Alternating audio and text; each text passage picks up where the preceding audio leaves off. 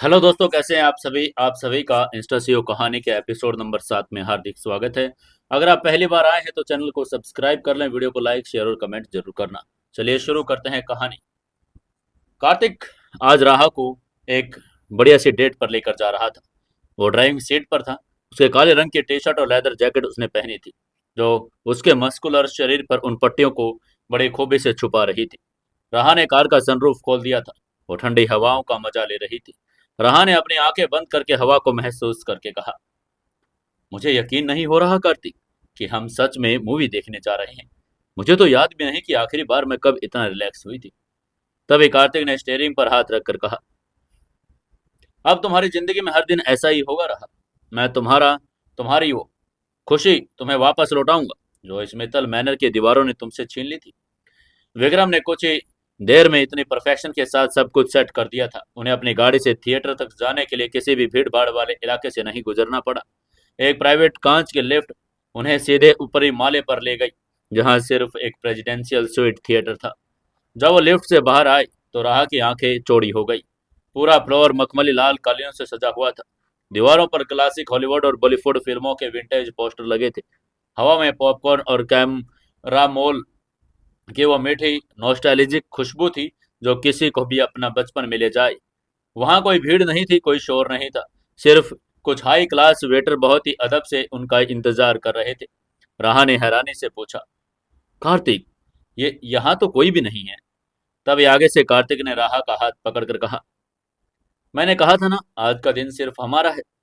जब वे दोनों थिएटर के अंदर दाखिल हुए, अंदर का नजारा किसी 5 स्टार होटल के लग्जरी स्वीट के जैसा था। वहां आम कुर्सियां नहीं थी, बड़ा मुलायम मखमली रंग का इलेक्ट्रॉनिक रिक्लाइनर सोफे थे। सामने एक विशाल और कर्व्ड आई मैक्स स्क्रीन लगी थी। उनके बैठते ही वेटर ने उनके सामने एक छोटी सी टेबल पर गर्मा गर्म बटर पॉपकॉर्न, नचोच, चीज डिप और राहा की पसंदीदा कोल्ड कॉफी रख दी। फिर वो लोग खामोशी से बाहर चले गए। लाइट्स मध्यम हुई और स्क्रीन पर एक बहुत ही खूबसूरत क्लासिक रोमांटिक मूवी चलना शुरू हो गई। शुरुआत में राहा का ध्यान स्क्रीन पर था, लेकिन जैसे जैसे फिल्म आगे बढ़ी उसके दिमाग में दुनिया भर का वो सारा तनाव, जयंत निखिल कंपनी के शेयर, सब कुछ गायब हो गया। अंधेरे थिएटर में सिर्फ स्क्रीन की रोशनी उनके चेहरों पर पड़ रही थी। राहा ने अनजाने में अपना सिर खिसकाकर कार्तिक के बाएं कंधे पर रख दिया। कार्तिक का शरीर एक पल के लिए सिहर उठा। यह पहली बार था जब राहा ने बिना किसी डर या सदमे के सिर्फ प्यार से उसे छुआ था। कार्तिक ने धीरे से अपना बायां हाथ राहा के कंधे पर लपेट लिया, उसे अपने और करीब कर लिया। राहा ने अपना एक हाथ कार्तिक के सीने पर रख दिया। वो कार्तिक के दिल की धड़कनों को सुन सकती थी। वह धड़कनें इतनी शांत, गहरी और सुकून देने वाली थी कि राहा को लगा जैसे वह दुनिया के सबसे सुरक्षित जगह पर है। मूवी के एक बहुत ही इमोशनल रोमांटिक सीन के दौरान राहा ने अपना चेहरा उठाया और कार्तिक की आंखों में देखा। स्क्रीन की नीली रोशनी में कार्तिक की आंखें चमक रही थी। तभी राहा ने फुसफुसा कर कहा, थैंक यू। तभी कार्तिक ने अपनी नजरें स्क्रीन से हटाकर राहा के होठों पर लाकर पूछा, किस लिए? आगे से राहा ने मुस्कुरा कर कहा, मुझे एहसास दिलाने के लिए कि मैं एक आम लड़की हूँ। मुझे बताने के लिए कि जिंदगी सिर्फ बिजनेस डील साजिशों से लड़ना नहीं। राहा की आवाज में एक अजीब सा नशा था। कार्तिक ने अपने होठों को धीरे से राहा के माथे पर रख दिया। एक डीप किस करके कहा, तुम मेरी रानी हो रहा। एक रानी का काम सिर्फ राज करना नहीं, बल्कि प्यार में डूबना भी होता है। राहा ने मुस्कुराकर अपनी आंखें बंद कर ली। कार्तिक की बाहों में और भी ज्यादा सिमट गई। वो दोनों उस अंधेरे थिएटर में एक दूसरे की सांसों की गर्माहट को पूरी तरह से खो चुके थे। वो 3 घंटे कैसे बीत गए उन्हें पता ही नहीं चला। जब फिल्म खत्म हुई और लाइट्स ऑन हुई तो राहा के चेहरे पर एक ऐसी ताजगी और गुलाबी निखार था जो उसने सालों से अपने चेहरे पर नहीं देखा। कार्तिक ने अपना हाथ आगे बढ़ाकर कहा, चलो। राहा ने उसका हाथ थाम कर कहा, चलो। इसके बाद दोनों लिफ्ट से वापस बेसमेंट पार्किंग की तरफ जाने लगे। विक्रम ने सिक्योरिटी को बाहर की तरफ तैनात किया था ताकि अंदर का माहौल बिल्कुल प्राइवेट रहे। जैसे लिफ्ट बेसमेंट नंबर 2 में खुली, बाहर का नजारा ऊपर की उस खूबसूरत दुनिया से बिल्कुल अलग था। बेसमेंट की कुछ ट्यूबलाइट्स खराब थी, जिसकी वजह से वहां का अजीब सा धुंधला पीला प्रकाश था। हवा में सीलन और कारों के धुएं की बदबू थी। मैकबे लिफ्ट से करीब 100 मीटर दूर एक डार्क कॉर्नर पर पार्क थी। कार्तिक और राहा एक दूसरे के हाथ पकड़े बातें करके अपनी कार की तरफ बढ़ रहे थे। तभी बेसमेंट के एक मोटे कंक्रीट के पिलर के पीछे सिगरेट का धुआं उड़ा। एक बड़ी भद्दी खुरदरी शराब के नशे में डूबी आवाज बेसमेंट में गूंजी, उसने चिल्लाकर कहा। अरे वाह, क्या माल है यार। राह के कदम अचानक रुक गई। उसने घबराकर आवाज की तरफ देखा, तभी पिलर के पीछे एक एक करके 6 भारी भरकम आदमी बाहर निकले। ये कोई आम सड़क छाप गुंडे जेब कतरे नहीं थे। इनके शरीर पर ढांचे, इनके चौड़े कंधे, कॉलीफ्लावर ईयर्स, जो अक्सर बॉक्सिंग और रेसलिंग करने वालों के कान की हड्डियां टूटने से बन जाते हैं। इनकी सूजी हुई पोरे इस बात की गवाही थी कि लोग पेशेवर अंडरग्राउंड फाइटर और किसी बाहुबली के पाले खूंखार मार्शल आर्टिस्ट हैं। उन्होंने काले रंग की तंग टी शर्ट, कार्गो पैंट पहनी थी। उनके चेहरे पर एक शैतानी और दरिंदों वाली मुस्कान थी। उनके लीडर ने, जो एक 6.5 फीट का विशाल का राक्षस लग रहा था, अपनी सिगरेट जमीन पर कुचल कर कहा, बाबूजी को मूवी दिखाने लाई थी क्या मैडम? बाबूजी का तो हाथ भी टूट रहा है, पट्टियां बंधी है। एक काम कर, इस लंगड़े को भेज दे हमारे साथ चल, तुझे असली पिक्चर हम दिखाएंगे। बाकी 5 गुंडे भद्दी गालियां बककर, अश्लील इशारे कर कर हंसने लगे। उन्होंने धीरे धीरे कार्तिक और राह को चारों तरफ से घेरना शुरू कर दिया। राह का दिल जोर से धड़कने लगा। उसने अपनी पकड़ कार्तिक के हाथ पर और मजबूत कर ली। हालांकि उसने कल ही कार्तिक को 18 गुंडे को मारते हुए देखा था, लेकिन आज स्थिति अलग थी। कार्तिक का दायां कंधा आज बुरी तरह से घायल था और उस पर कल ही सर्जरी हुई थी। और ये गुंडे कल वाले उस भाड़े के टट्टुओं से कहीं ज्यादा खतरनाक और ट्रेंड नजर आ रहे थे। राह ने घबराकर कुछ फुसफुसा कर कहा, कार्तिक, हमें यहाँ से निकलना चाहिए। प्लीज तुम अपने कमांडोज को बुला लो, तुम्हारी चोट अभी ठीक नहीं हुई। लेकिन कार्तिक अग्रवाल का दिमाग इस तरह काम नहीं करता था। जब कोई उनकी आंखों के सामने उनकी पत्नी, उसकी शेरनी को ऐसे अपशब्द इस्तेमाल करे तो कार्तिक के अंदर का इंसान उसी पल मर जाता, और वो अपने जगह पर ऐसा खून का प्यासा दानव बन जाता जिसे दुनिया के किसी भी जख्म के दर्द नहीं। कार्तिक के चेहरे पर वो सारी मुस्कान, वो रोमांस, वो नरमी एक पल में हवा हो गई। उसकी आंखों में अब साक्षात काल उतर आया था। कार्तिक ने बहुत ही प्यार से लेकिन दृढ़ता के साथ अपनी हाथ राह से पकड़ छुटा लिया और कहा, तुम गाड़ी के पास जाओ रहा।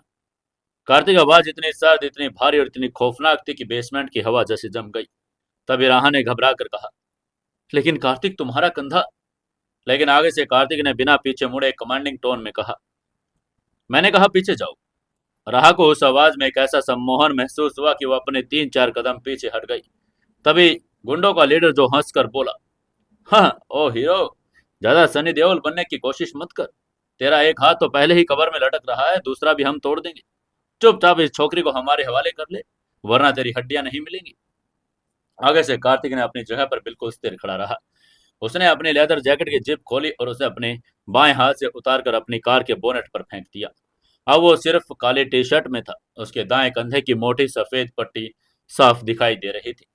कार्तिक ने अपनी कड़क और भारी आवाज में कहा, तुम लोगों ने अपनी जिंदगी की सबसे बड़ी और आखिरी गलती कर दी है। मुझे आज उसे इस दिन खौफनाक मंजर नहीं दिखाना था, लेकिन तुम लोगों ने उस गंदी नजर से देखा है। अब मैं तुम्हें तुम्हारी आंखें निकाल कर तुम्हारा गुरूर भी तोड़ूंगा। कार्तिक ने अपनी गर्दन को दाएं से बाएं घुमाया, जिससे हड्डियों के चटकने की कड़क आवाजें पूरे बेसमेंट में गूंज गई। ये सुनकर गुंडों का खून खोल गया। तभी लीडर ने दहाड़ कर ऑर्डर देकर कहा, मारो इस साले को। तभी पहला गुंडा, जो माय थाई का चैंपियन लग रहा था, वो बिजली की रफ्तार से कार्तिक की तरफ दौड़ा। उसने हवा में छलांग लगाई और एक बड़ी शक्तिशाली फ्लाइंग नी स्ट्राइक सीधे कार्तिक के चेहरे पर जड़ने की कोशिश की। ये एक ऐसा प्रहार था जो किसी भी इंसान की खोपड़ी के टुकड़े कर सकता था। हे वो कार्तिक, इस प्रहार के एक स्लो मोशन वीडियो में कुछ नहीं था। कार्तिक अपनी जगह से 1 इंच भी नहीं हिला। जैसे गुंडे का घुटना उसके चेहरे के बिल्कुल करीब पहुंचा, कार्तिक ने बस एक शरीर को महज आधा इंच दाईं तरफ झुकाया। गुंडे का घुटना हवा में खाली निकल गया।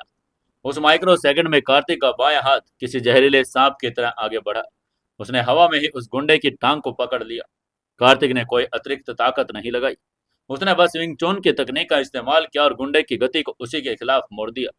कार्तिक ने अपने बाएं हाथ से उस गुंडे की पिंडली को पकड़ा और उसे हवा में एक ऐसा भयंकर घुमाव दिया, हड्डी के बीच से टूटकर मांस बाहर आकर आवाज इतनी भयानक आई कि राह ने डर के मारे अपनी आंखें बंद कर ली। गुंडे की टांग का निचला हिस्सा पूरी तरह से 2 टुकड़ों में टूट गया। वो जमीन पर धड़ाम से गिरा और पागलों की तरह चीखने लगा। उसने दर्द के मारे चिल्लाकर कहा, ओह मेरी टांग। सिर्फ 1 सेकंड, एक बार और एक खूंखार फाइटर जमीन पर कीड़ों की तरह तड़प रहा था। ये देखते ही बाकी गुंडों की आंखों में एक पल के लिए खौफ की लहर दौड़ गई, लेकिन उनका अहंकार अभी भी उनके दिमाग पर हावी था। तभी उनके लीडर ने चिल्लाकर कहा, ये तुक्का था, दोनों एक साथ हमला करो। दूसरा और तीसरा गुंडा एक साथ कार्तिक पर टूट पड़े। ये दोनों मिक्स्ड मार्शल आर्ट के माहिर थे और एक ने कार्तिक और के पैरों पर टेक डाउन करने की कोशिश की तो दूसरे ने सिर के पीछे एक लोहे की भारी रोड घुमा दी। कार्तिक, जिसका दायां हाथ काम नहीं कर रहा था, उसने एक आइकड़ो मूव दिखाया और भौतिकी नियमों को झुठला दिया। नीचे से आ रहे गुंडे को उसने अपने बाएं पैर की एक छोटी सी लेकिन बड़ी सटीक पुश किक सीधे उसकी नाक की हड्डी पर जड़ दी। नाक की हड्डी टूटकर सीधे दिमाग के निचले हिस्से में जा घुसी। मुंह गुंडे के खून से मुंह में फुवारा छूटा और वो बिना कोई आवाज के वहीं तुरंत बेहोश हो गया। उसी पल पीछे से आ रही लोहे की रोड कार्तिक के सिर को चीरने वाली थी। कार्तिक ने अपने शरीर को जमीन की तरफ नीचे किया। रोड उसके बालों को छूती हुई निकल गई। कार्तिक ने तुरंत अपने बाएं हाथ को पीछे की तरफ फेंका और उस गुंडे की कलाई को कसकर पकड़ लिया।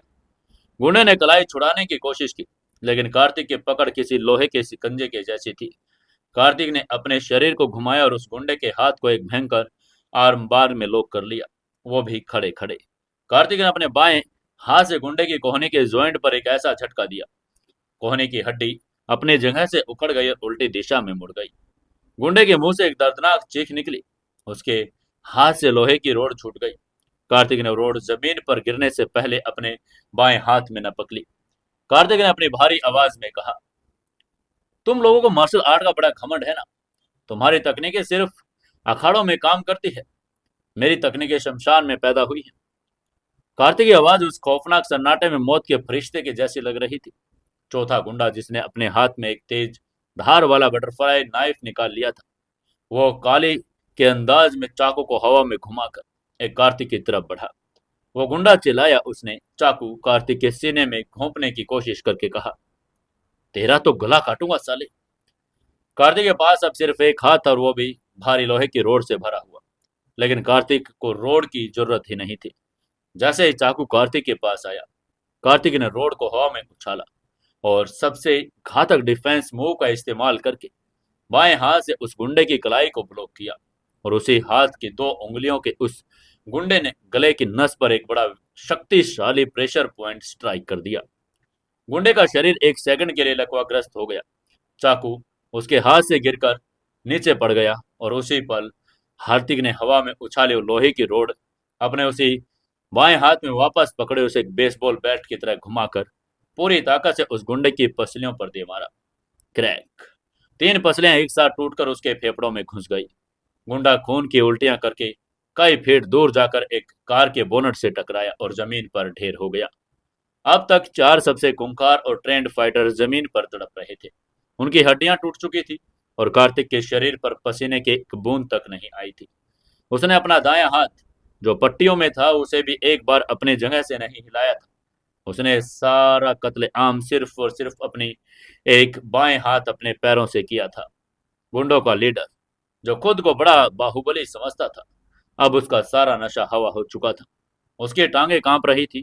उसकी अपनी जिंदगी में ऐसे खूंखार लोग उसने देखे, लेकिन एक हाथ से अपाहिज इस इंसान के अंदर जो दरिंदगी और जो सटीकता थी, वो किसी भी इंसान की नहीं हो सकती। लीडर के मुंह से खौफ के मारे आवाजें निकलने लगी। ये इंसान नहीं है, ये कोई भूत है। वहीं पांचवा गुंडा डर के मारे पीछे की तरफ भागने लगा।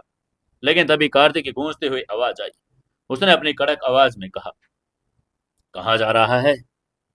यह कहकर कार्तिक ने एक हाथ में पकड़े लोहे की रोड को भाले की तरह सीधा उसके गुंडे की तरफ फेंक दिया। रोड हवा को चीर कर सीधा घुटनों के पीछे जाकर लगी।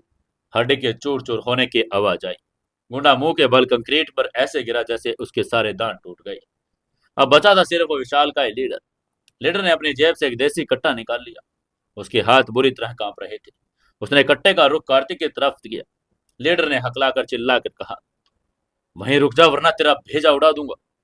वहीं राहा, जो दूर खड़ी देख रही थी, कट्टा देखकर उसकी चीख निकल गई। उसने घबरा कर कहा, कार्तिक, बंदूक है उसके पास।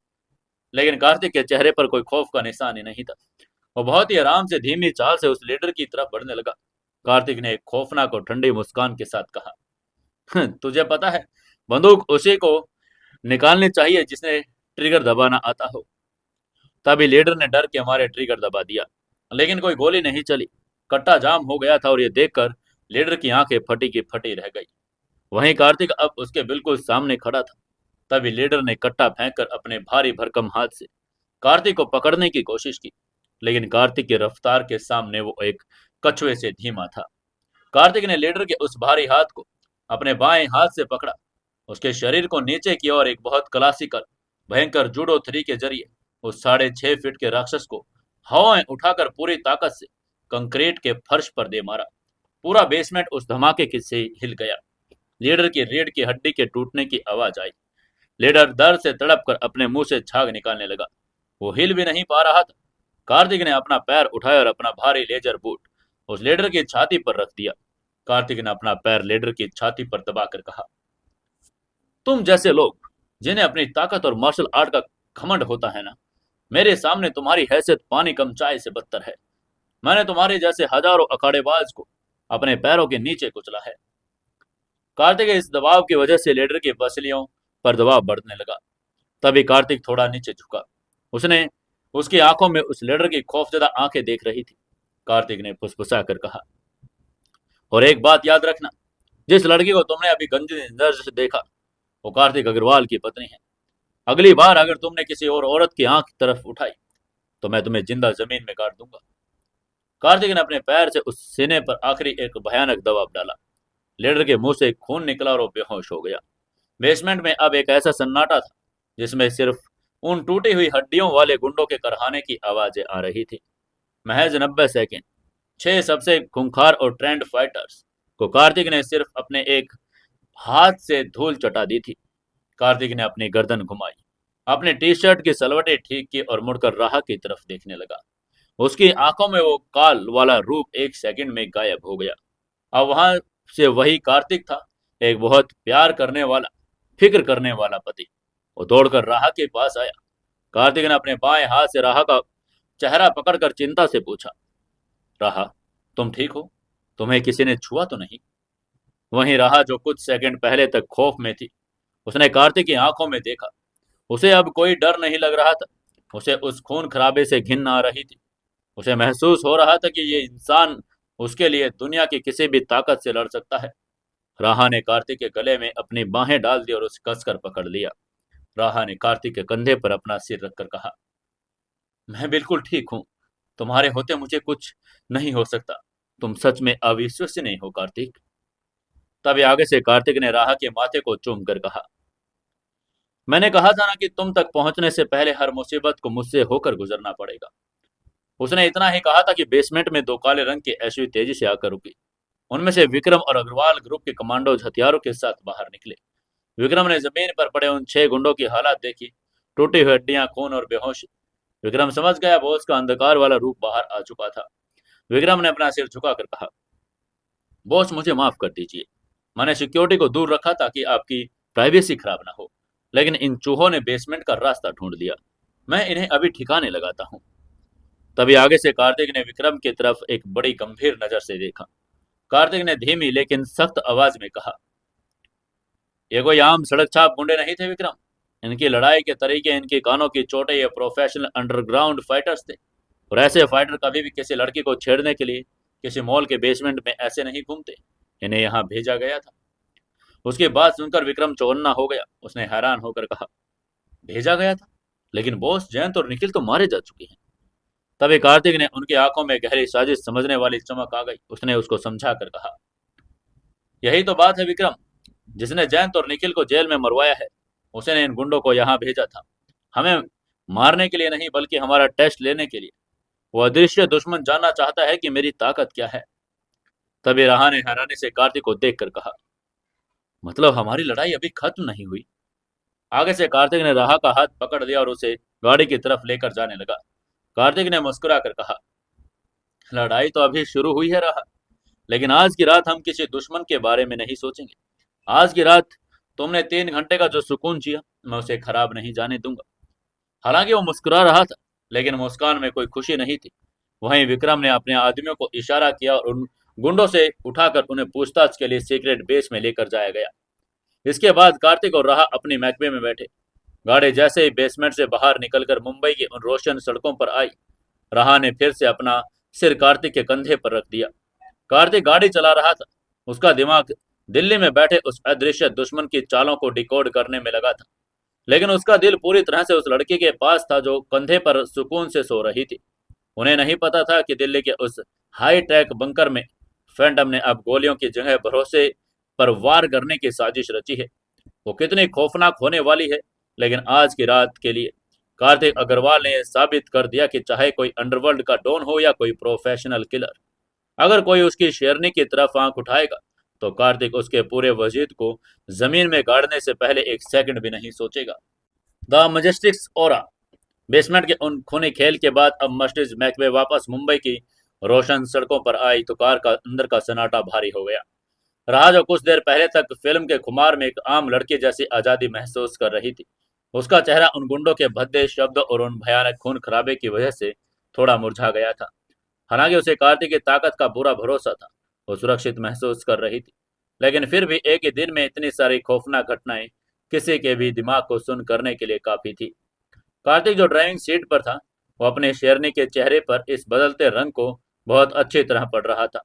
वो जानता था कि राह अंदर से कितनी नाजुक है। भले ही वो बाहर से मित्तल इंडस्ट्री के सख्त सीईओ होने का दावा करती हो। कार्तिक ने गाड़ी को मरीन ड्राइव पर मोड़ दिया। समंदर की ठंडी हवाएं खुली हुई खिड़कियों से अंदर आ रही थी। कार्तिक ने अपना बायां हाथ स्टीयरिंग से हटाकर राह के ठंडे पड़ चुके हाथ पर जोर रखकर कहा, राह तुम अभी बेसमेंट वाली बात सोच रही हो। उसकी आवाज में वही पुराना गहरा सुकून और मखमली गर्माहट थी।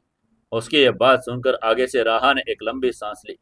कार्तिक की तरफ देखकर बहुत ही प्यार से कहा, कार्तिक, हम जहां भी जाते हैं मौत और खतरे हमारे पीछे क्यों आ जाते हैं।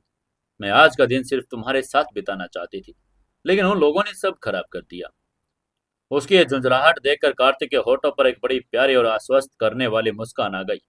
उसने राह के हाथ को हल्का सा दबाकर कहा, मेरी जान, जब रोशनी बहुत तेज होती है तो कीड़े मकोड़े उसी की तरफ आते हैं, और तुम मेरी जिंदगी हो, रोशनी हो जो चमक के दुश्मनों की आंखें जलती हैं। रही बात उन गुंडों की, तो ये पता चलता है मेरी दुनिया में ये बहुत ही आम बात है। तुम इन छोटे मोटे चीजों की वजह से इतना प्यारा सा मूड खराब मत करो। मुझे तुम्हारी खिलखिलाती हंसी चाहिए जो मैंने थिएटर में देखी थी। कार्तिक इन बातों में एक ऐसा जादू था जिसने राह के अंदर के सारे डर को एक पल में पिघला दिया। राह ने मुस्कुराकर अपना सिर कार्तिक के कंधे पर रखकर फुसफुसा कर कहा, तुम बहुत अच्छे हो कार्तिक। तभी आगे से कार्तिक ने हंसकर कहा, और तुम बहुत भूखी हो। हम लोग सुबह से घूम रहे हैं, तुमने सुबह से नाश्ता करने के बाद सिर्फ थिएटर में कुछ पॉपकॉर्न खाए। चलो पहले कुछ शानदार डिनर करते हैं। ये कहकर कार्तिक ने मैकबे को साउथ बॉम्बे के उस बड़े शानदार और exclusive rooftop restaurant the Ocean Pearl पर रोक दिया। विक्रम ने पहले ही वहां की सबसे बेहतरीन प्राइवेट टेबल बुक किया था। डिनर का नजारा किसी ख्वाब से कम नहीं था।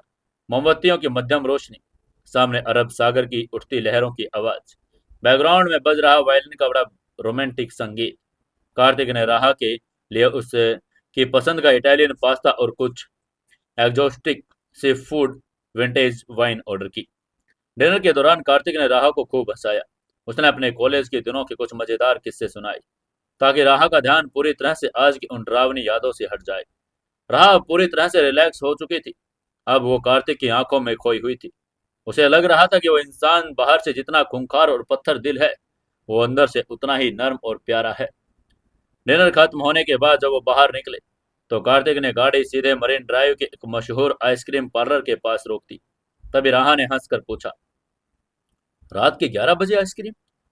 उसकी बात सुनकर कार्तिक ने आंख मारकर कहा, रोमांटिक डेट बिना आइसक्रीम के कभी पूरी नहीं होती।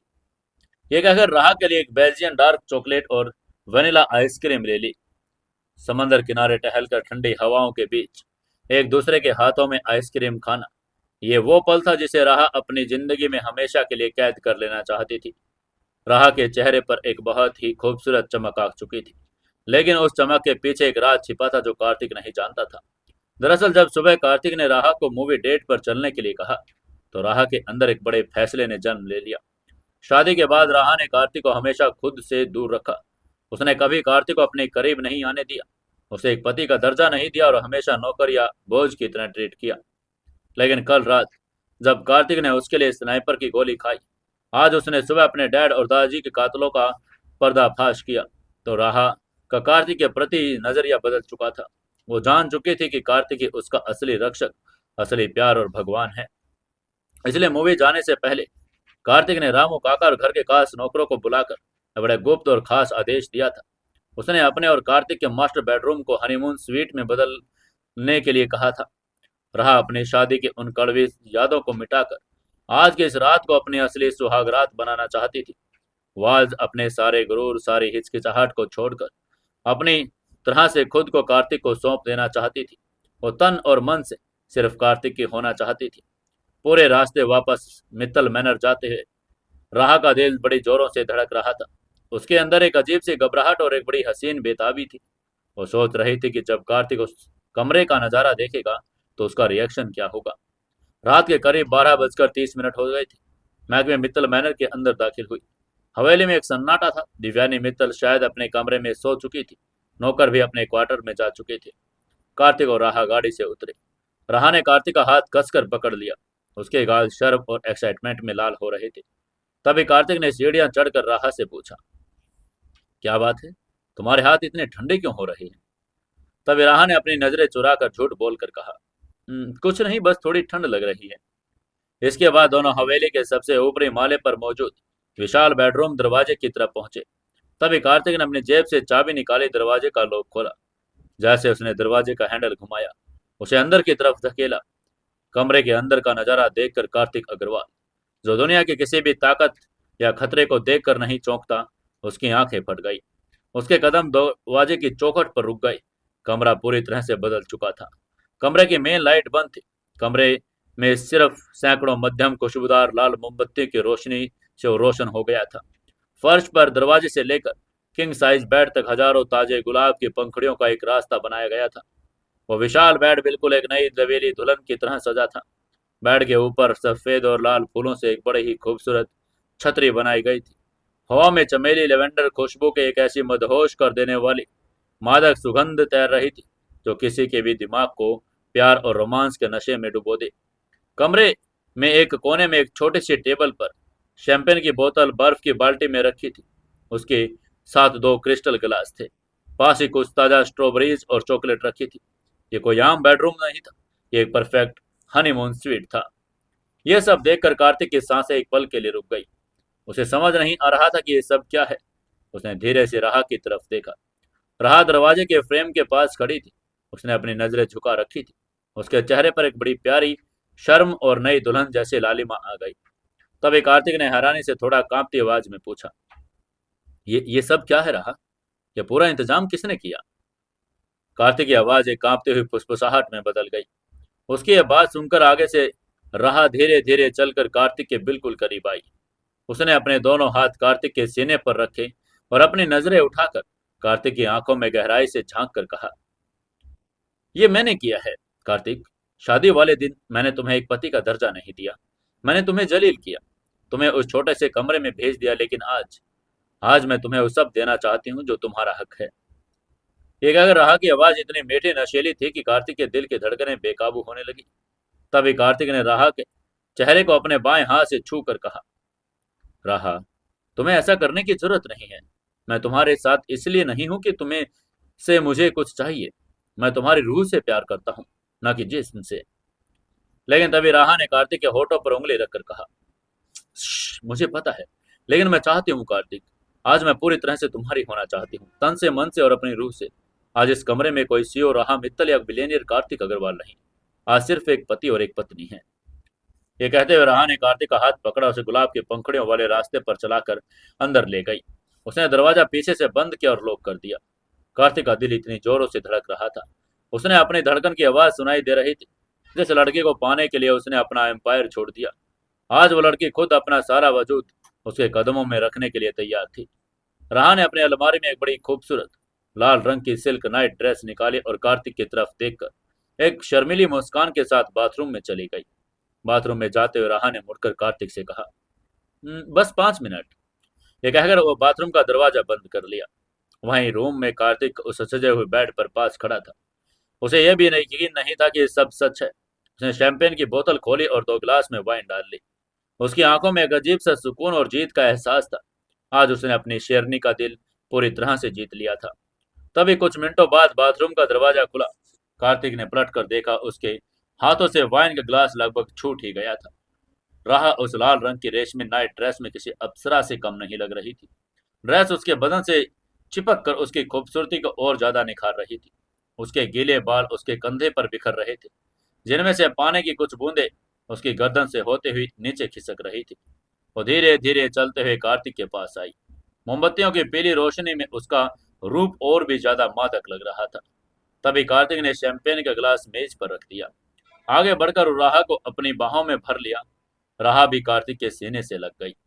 कार्तिक ने अपना चेहरा राहा की गर्दन के पास झुकाया। उसकी गर्म सांसें राहा की त्वचा को छू रही थी, जिससे राहा का पूरा शरीर में एक सिरहन दौड़ गई। तभी कार्तिक ने राहा के कानों पर फुसफुसा कर कहा, तुम दुनिया की सबसे खूबसूरत औरत हो राहा। आगे से राहा ने अपनी आंखें बंद कर ली। कार्तिक के बालों में अपनी उंगलियां फंसा ली। उसके बाद कार्तिक के होठ धीरे धीरे राहा के होठों की तरफ बढ़ने लगे। दोनों की सांसें एक दूसरे में घुलने लगी थी। कमरे में वो रोमांटिक महक, वो गुलाब की पंखुड़ियां, वो खामोशी, सब कुछ एक बड़े पवित्र और गहरे मिलन का इंतजार कर रही थी। लेकिन तभी कमरे की वो विशाल और बुलेट प्रूफ कांच खिड़कियां थी, जो एक भयानक कान फाड़ देने वाले धमाके के साथ टूट गई। उसके टूटने की आवाज सुनते ही कार्तिक और राहा दोनों एक झटके में एक दूसरे से अलग हो गए।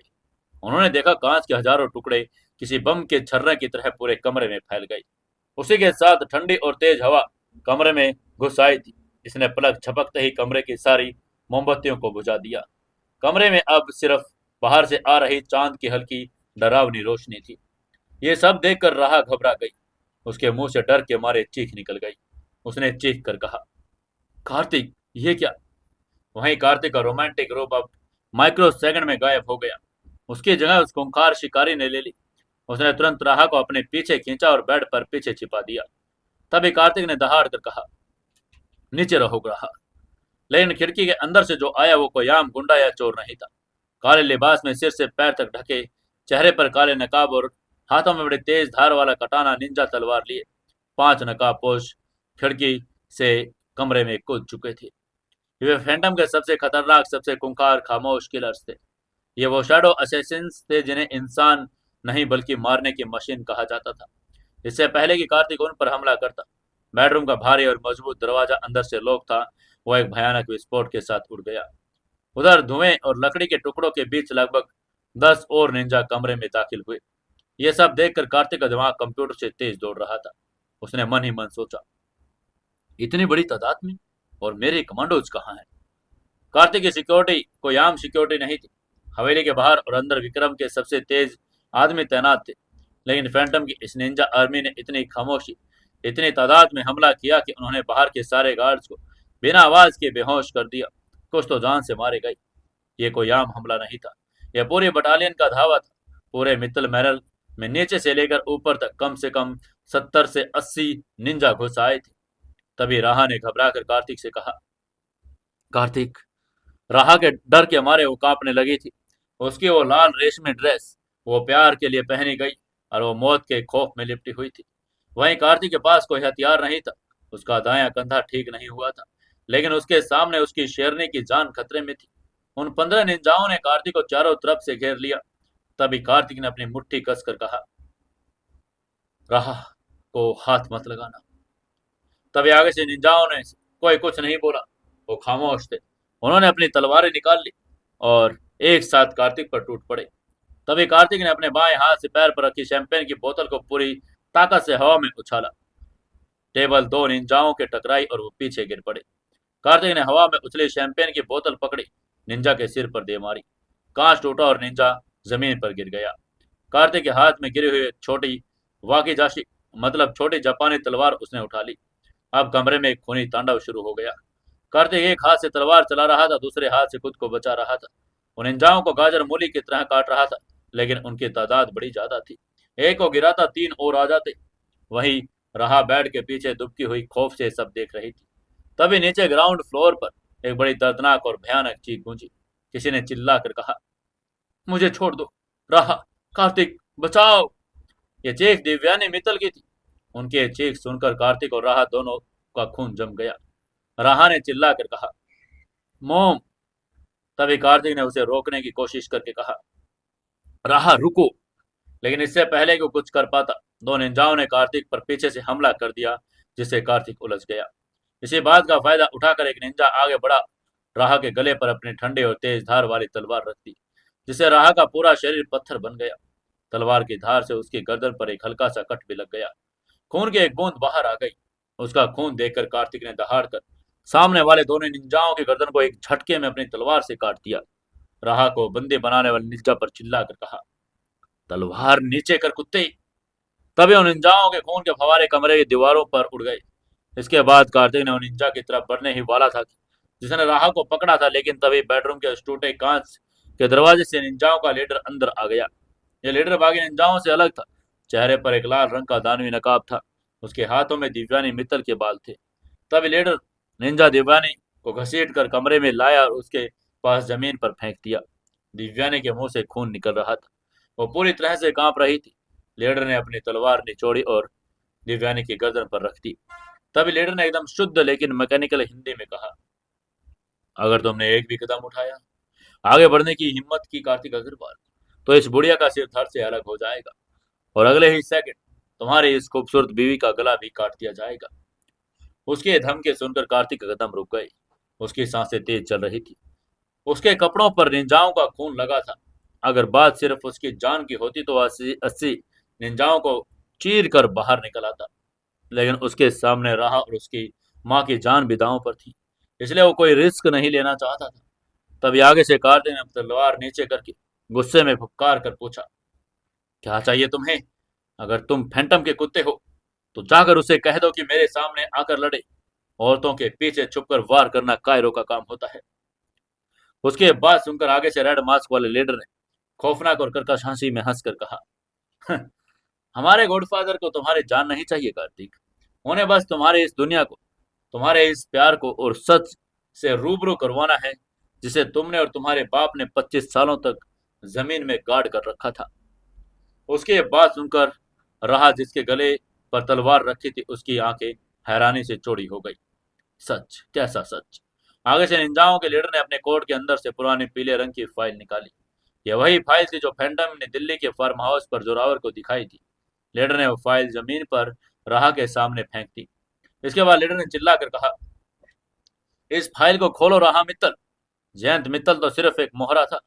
उसने तुम्हारे बाप की गाड़ी के ब्रेक कटवाए थे। लेकिन क्या तुम्हें पता है कि जिस ट्रक ने तुम्हारे बाप की गाड़ी को टक्कर मारकर खंडाला की खाई में गिराया, वो ट्रक किसका था? उसके बाद सुनकर कार्तिक का दिमाग एक सेकंड के लिए सुन पड़ गया। उसने मन ही मन कहा, ट्रक? कार्तिक के पिता देवर्त अग्रवाल एक बहुत ही सख्त बिजनेसमैन थे, लेकिन कार्तिक को कभी इस बात की भनक नहीं थी कि उसके बाप रमेश मित्तल के मर्डर में कोई लेना देना रखते हैं। ये कार्तिक के लिए एक बिल्कुल नई और डरावनी बात थी। इसलिए कार्तिक ने हैरानी से चिल्ला कर कहा, रहा इस फाइल को मत छूना। यह फैंटम की कोई चाल है। वो हमारे दिमाग से खेल रहा है। वो झूठ बोल रहा है। तभी निंजा लीडर ने जहरीली आवाज में कहा, अगर ये झूठ है तो इसे पढ़ने में क्या डर है कार्तिक अग्रवाल? फाइल उठाओ रहा, वरना तुम्हारी माँ अभी इसी वक्त मर जाएगी। ये धमकी देकर उसने अपनी तलवार से दिव्यानी की गर्दन पर हल्का सा दबाव बढ़ाया। ये देखते ही राहा चीख पड़ी। उसने चिल्लाकर कहा, नहीं। उसके हाथ कांप रहे थे। तलवार की नोक उसके गले पर थी, लेकिन उसने धीरे से झुककर वो फाइल उठा ली। वो अब कमरे में सिर्फ मौत का सन्नाटा था। मोमबत्तियों का धुआं हवा में तैर रहा था। राहा ने कांप कर हाथों से वो फाइल उठाई, खोली। पहला पेज पर पुलिस की एफआईआर कॉपी थी। उसमें लिखा था, रमेश मित्तल की गाड़ी को जिस अज्ञात ट्रक ने टक्कर मारी उसका नंबर यह है। यह पढ़ने के बाद राहा ने पेज पलटा। दूसरे पेज उसी ट्रक के रजिस्टर सर्टिफिकेट की ओरिजिनल कॉपी थी। उस पर मालिक का नाम बड़े अक्षरों में लिखा था, अग्रवाल लॉजिस्टिक्स चेयरमैन देवव्रत अग्रवाल। ये नाम पढ़ते ही राहा की आंखों की पुतलियां सिकुड़ गई। उसका सांस लेना मुश्किल हो रहा था। उसने एक काम कर कहा, ये क्या है? राहा के होठ थरथरा गए। तब निंजा लीडर ने हंसकर कहा, आगे पढ़ो। उसकी ये बात सुनते ही राहा ने अगला पेज पलटा। वो किसी के बैंक अकाउंट के स्टेटमेंट की कॉपी थी। ये स्टेटमेंट राहा के पापा के एक्सीडेंट के बाद की तारीख की थी। अग्रवाल ग्रुप के पर्सनल अकाउंट में देवर्त अग्रवाल के सिग्नेचर के साथ उस ट्रक ड्राइवर को एक कुख्यात कॉन्ट्रैक्ट किलर था, उसके अकाउंट में 5 करोड़ रुपए ट्रांसफर किए गए थे। सबसे आखिरी पेज जयंत मित्तल और देवर्त अग्रवाल के बीच एक सीक्रेट एग्रीमेंट पर लीगल पेपर था, जिसमें लिखा था, देवर्त अग्रवाल मित्तल इंडस्ट्री को कमजोर करने के लिए जयंत की मदद करेगा। बदले में जयंत मित्तल इंडस्ट्री का कुछ शेयर देवर्त को देगा। ये सब पढ़ने के बाद राहा के हाथों से वो फाइल छूटकर जमीन पर गिर पड़ी। उसके दिमाग में जैसे हजारों परमाणु बम एक साथ फट गए थे। 25 साल से जिस अनाथ होने के दर्द को सीने में लेकर घूम रही थी, उस दर्द का जिम्मेदार सिर्फ जयंत मित्तल नहीं था। उस दर्द का आधा हिस्सेदार देवव्रत अग्रवाल था, कार्तिक का सगा बाप। जिस इंसान ने रहा के उस सुहागरात की सेज सजाई, जिस इंसान को उसने अपना भगवान मान लिया, उस इंसान के खून ने उसके असली पिता की जान ली। रहा ने अपनी गर्दन घुमाकर कार्तिक की तरफ देखा। रहा की आंखों में अब वो प्यार, वो समर्पण, भरोसा गायब हो चुका था। कुछ ही सेकंड पहले जो कार्तिक के लिए दुनिया से लड़ने के लिए तैयार थी, उन आंखों में ऐसा खौफनाक धोखा और शक और नफरत आ गया जिसे देखकर कार्तिक की रूह कांप गई। राहा ने कार्तिक की तरफ देखकर अविश्वास से कहा, कार्तिक, तुम्हारे तुम्हारे डैड ने मेरे डैड को। राहा की आवाज टूटी हुई थी, खोखली थी और जिंदा लाश की आवाज लग रही थी। तभी कार्तिक ने अपनी तलवार जमीन पर फेंक दी और आगे बढ़कर कहा, रहा मेरी बात सुनो, मुझे इसके बारे में कुछ नहीं पता। मैं कसम खाता हूँ रहा, मुझे नहीं पता था कि मेरे डैड का इस एक्सीडेंट से कोई लेना देना है भी या नहीं। मैं उस वक्त सिर्फ 7 साल का था। फैंटम हमारे बीच गलतफहमी पैदा करने की कोशिश कर रहा है। वो तुम्हें मुझसे दूर करना चाहता है रहा। बात सुनकर आगे से रहा पागलों की तरह चीख पड़ी। उसने चिल्ला कर कहा, झूठ, तुम सब झूठ बोल रहे हो। तुम सब एक जैसे हो। जयंत भी दरिंदा था और तुम्हारे डैड भी कातिल थे। तुम सब उनके ही बेटे हो। उसकी चीख सुनकर उसके गले में तलवार रखने वाला निंजा भी थोड़ा पीछे हट गया।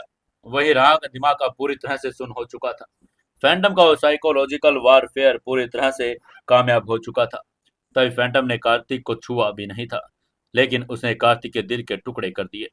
तभी राह रोकर नफरत से चिल्लाई। उसने चिल्ला कर कहा, तुम्हें सब पता था कार्तिक।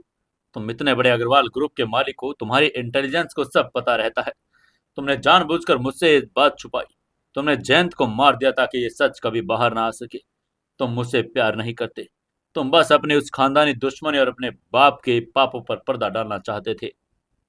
उसकी यह बात सुनकर कार्तिक की आंखों में अब आंसू आ गए। दुनिया का सबसे ताकतवर इंसान जो मौत से भी नहीं डरता, आज वो अपनी पत्नी की इन नफरत भरी बातों के अंदर टूट गया। कार्तिक की आवाज में एक दिल चीर देने वाला दर्द था। उसने राह को समझाने की कोशिश करके कहा, राह, मैं तुमसे बेइंतहा प्यार करता हूँ। मैंने तुम्हारे लिए अपनी जान दांव पर लगाई। तुम मुझ पर शक कैसे कर सकती हो? उसके बाद सुनकर राह जोर जोर से पागलों की तरह हंसने लगी। उसकी हंसी में सिर्फ दर्द और पागलपन था। उसने पागलों की तरह खुद पर हंसकर कहा, प्यार? जिस खून ने मेरे डैड को मारा, मैं उस खून से प्यार कैसे कर सकती हूँ? तुम मेरे लिए उतने ही बड़े कातिल हो जयंत था जितना। मुझे घिन आ रही है खुद पर कि मैंने तुम्हारे लिए सब। ये कहकर राह ने सजे हुए बेड और गुलाब की पंखुड़ियों की तरफ नफरत से इशारा किया। वहीं उसकी ये बात सुनकर रेड मास्क वाला निंजा लीडर जोर जोर से तालियां बजाने लगा। निंजा लीडर ने कहा, ब्रावो, गॉडफादर ने बिल्कुल सही कहा था। सच्चाई तलवार से ज्यादा गहरे जख्म देती है। ये कहकर निंजा लीडर ने दिव्यानी की गर्दन से तलवार हटा ले लात मारकर किनारे पर कर दिया। उसने अपने निंजाओं को पीछे हटने का इशारा किया और कहा, हमारा काम पूरा हो गया। हमने जो जहर बोना था वो बो दिया। अब तुम दोनों इस नफरत के महल में घुट घुट कर मरोगे। लेकिन इसके बाद जैसे निंजा पीछे हटने लगे, कार्तिक के अंदर का दर्द और भयंकर खौफनाक गुस्से में बदल गया। उसका वह अंधकार वाला रूप फिर से जाग उठा था। कार्तिक ने घायल और खुंखार शेर की तरह दहाड़ कर कहा, तुमने मेरी जिंदगी में जहर घोला है। अब तुम में से कोई यहां से जिंदा बाहर नहीं जाएगा। तभी कार्तिक ने जमीन से तलवार उठाई निंजाओं पर टूट पड़ा। लेकिन बाहर से सायरन्स और गोलियों की आवाज आने लगी। उधर विक्रम और उनके कमांडो, जिन्हें निंजाओं ने बाहर फंसा दिया था, उन्होंने अब हवेली को घेरे को तोड़ दिया और वे अंदर घुस आए। तभी निंजा लीडर ने चिल्ला कर कहा, धुआं छोड़ो। वह ऑर्डर सुनते ही निंजाओं ने एक साथ कई स्मोक ग्रेनेड जमीन पर पटक दिए, जिससे पूरा कमरा एक गहरे सफेद दमघोटू धुएं से भर गया। कुछ भी दिखाई नहीं दे रहा था। कार्तिक अंधाधुंध अपनी तलवार चला रहा था, लेकिन निंजा अपनी चपलता का इस्तेमाल करके टूटे हुई खिड़की से दरवाजों के रास्ते हवा में गायब हो गई। जब तक धुआं छटा, विक्रम अपनी गन लेकर कमरे में दाखिल हुआ। तब तक वो सारे निंजा वहां से फरार हो चुके थे। कमरे में सिर्फ खून, टूटे हुए कांच, गुलाब की पंखुड़ी फिर थी। तभी विक्रम ने घबराकर कमरे में एंटर होकर कार्तिक से पूछा, बॉस आप ठीक हैं? लेकिन कार्तिक ने कोई जवाब नहीं दिया। कार्तिक के हाथ तलवार छूटकर नीचे गिर गई। उसकी नजरें सिर्फ और सिर्फ राह पर टिकी थी। वहीं राह जमीन पर बैठी हुई थी। उसकी माँ दिव्यानी उसके पास थी। राह ने अपने घुटने को सीने पर लगा रखा था। वो एक खाली बेजान नजर से उस पुरानी फाइल को घूर रही थी। तभी कार्तिक धीरे धीरे चलकर राहा के पास गया। उसने अपना हाथ आगे बढ़ाया राहा को उठाने के लिए। कार्तिक ने बड़े प्यार से उसका नाम पुकार कर कहा, राहा। लेकिन जैसे ही कार्तिक का हाथ राहा के करीब पहुंचा, राहा ने एक झटके में उसका हाथ झटक दिया। राहा ने एक जहरीले सांप की तरह पुकार कर कहा, मुझे छूना मत, तुम्हारे हाथों पर मेरे बाप का खून है कार्तिक, आज के बाद तुम मेरे लिए मर चुके हो। उसकी वो नफरत वो इंसान को भी जिंदा जला दे। तभी राहा अपनी माँ का हाथ पकड़कर उठी और बिना एक पल के लिए कार्तिक की तरफ देखे उस कमरे से बाहर निकल गई। कार्तिक वहीं उस गुलाब की पंखुड़ियों वाले फर्श पर घुटनों के बल बैठ गया। कुछ घंटे पहले जिस कमरे में प्यार की दुनिया बसने वाली थी, आज वो कमरा एक कब्रिस्तान बन गया था। फैंटम ने बिना गोली चलाए कार्तिक अग्रवाल की पूरी दुनिया को चकनाचूर कर दिया। अब कोई दुश्मन बाहर से नहीं था, अब यह दुश्मनी उन दो दिलों के बीच थी जो कल तक एक दूसरे की जान के लिए तैयार थे। विश्वास का कांच टूट चुका था और अब इन बिखरे हुए टुकड़े सिर्फ और सिर्फ खून बहाने वाले थे। मित्तल मैनर का वो आलीशान मास्टर बेडरूम, जिसे कुछ ही मिनटों पहले एक बड़े खूबसूरत और पवित्र हनीमून स्वीट के रूप में सजाया गया था, अब पूरी तरह से एक शमशान में तब्दील हो चुका था। हवा में अब चमेली और गुलाब की वो मादक खुशबू नहीं थी, बल्कि बारूद और धूप और धुएं तेज खून में एक डरावनी और सड़ांध मारती गंध तैर रही थी। विशाल और महंगी फ्रेंच खिड़कियों से टूटे हुए कांच के हजारों टुकड़े जमीन पर बिखरे पड़े थे। उन लाल गुलाब की पंखड़ियों को जिन्हें राह ने अपने हाथों बड़े प्यार से फर्श पर बिछाया था, अब निंजाओं के भारी जूतों और तलवारों के वार से बेरहमी से कुचल दिया गया था। मोमबत्तियां बुझ गई थी, उनका पिघला मोम फर्श पर जम गया था, ठीक वैसे जैसे इस कमरे में मौजूद दो लोगों की रगों में उनका खून जम गया। राह जमीन पर बैठी, लाल नाइट ड्रेस प्यार के इजहार के लिए पहनी, खौफ में मैली हो चुकी थी। अग्रवाल लॉजिस्टिक्स देवर्थ चेयरमैन 5 करोड़ का ट्रांसफर, ये शब्द राह के दिल को आरी की तरह चीर रहे थे। उस दर्द, उस अनाथपन की टीस ने राह के बचपन के से एक सख्त और भावहीन लड़की बनाया था, और आज वो अपने बिना दिल के दरवाजे खोले तकदीर जो उसके साथ दुनिया का सबसे क्रूर मजाक कर रही थी, वो उसे बचा कैसे पा सकती थी। कार्तिक अग्रवाल वो इंसान जो पिछले 20 दिनों से उसका भगवान बन चुका था, उसी के खून ने उसी के पिता ने राह के पिता की जान का सौदा किया था। कमरे में धुआं छट गया था। विक्रम की आवाज गूंजी। राह ने अपना सिर उठाया। उसकी आंखें जो कुछ देर पहले राह की जो कार्तिक के लिए प्यार के समंदर में डूबी थी, अब उनमें एक ऐसा खौफनाक बवंडर था जो कुछ जलाकर राख कर देना चाहता था। उसे आंसुओं के रुकने की धारा नाम नहीं ले रही थी। सामने कार्तिक खड़ा था। उसके शरीर पर निंजाओं का खून लगा था। उसका दायां कंधा दर्द से करहा रहा था, लेकिन उसके चेहरे पर जो दर्द था वो किसी भी शारीरिक घाव से करोड़ों गुना बड़ा था। दुनिया का सबसे ताकतवर अरबपति, जिसके एक इशारे पर सरकारें हिल जाती, आज अपनी ही पत्नी की नफरत भरी नजरों के सामने एक बेबस और लाचार इंसान बनकर रह गया। तभी कार्तिक ने एक बार फिर कोशिश करके बड़ी धीमी आवाज में राह का नाम पुकार कर कहा, राह, मेरी बात तो। लेकिन वो कुछ समझ पाता राह ने चिल्ला कर कहा, चुप रहो तुम। राह के गले से एक गगन भेदी और दिल दहला देने वाली चीख निकल गई। राह जमीन से पागलों की तरह उठी और वो फाइल पूरी ताकत से कार्तिक के सीने पर दे मारी। कागज हवा में उड़कर जमीन पर बिखर गए। उसने चीख कर कहा, एक शब्द मत कहना कार्तिक अग्रवाल, एक शब्द भी नहीं। मेरे करीब आने की कोशिश भी मत करना।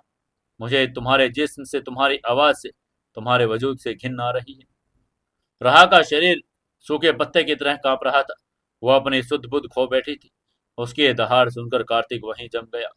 उसके उठे हुए हाथ में कंपन आने लगा था। राह ने अपने दोनों हाथों से अपने बाल नोच कर कहा, मैं कितनी बड़ी बेवकूफ थी, मैं कितनी बड़ी अंधी थी। मैंने उस इंसान को अपना भगवान मान लिया जिसने मेरे बाप के कातिलों को हथियार दिया, मुझे बचाया भी नहीं था। कार्तिक, तुमने मुझ पर एहसान किया अपने बाप के पापों को छुपाने के लिए। उसकी ये बात सुनकर कार्तिक ने दर्द भरी आवाज में कहा, रहा तुम होश हो रही हो, मैंने तुमसे कुछ नहीं छुपाया। मुझे देवर्त अग्रवाल की कसम, मुझे इस एक्सीडेंट के बारे में कोई भनक नहीं थी। तभी आगे से राह ने चिल्ला कर कहा, झूठ, तुम सिर्फ झूठ बोल रही हो। राह ने पास रखी शैंपेन की खाली बोतल उठाई, पूरी ताकत से दीवार पर दे मारी। राह ने अपनी बात को आगे बढ़ाकर कहा, तुम एक अरबपति हो, अग्रवाल ग्रुप के मालिक। तुम्हारी इंटेलिजेंस इतनी तेज है कि तुम मेरे डैड दादाजी का 25 साल का पुराना मर्डर कुछ घंटों में सुलझा लेते हो। लेकिन तुम्हें अपने बाप का काला सच नहीं पता? तुम मुझसे झूठ बोल रहे हो। तुम्हें शुरू से सब पता है। तुमने जानबूझकर जयंत और निखिल को मारा ताकि वो ये सच कभी मेरे सामने न ला सके।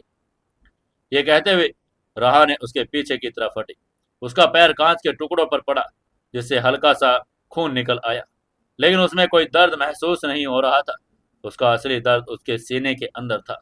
तभी राहा ने चिल्लाकर कहा, मुझे तुम्हारे साथ एक और पल नहीं बिताना। मैं अभी इसी पल उस झूठे रिश्ते को खत्म करना चाहती हूँ। मैं अपने नाम के आगे अग्रवाल या तुम्हारा नाम एक सेकंड के लिए नहीं बर्दाश्त कर सकती।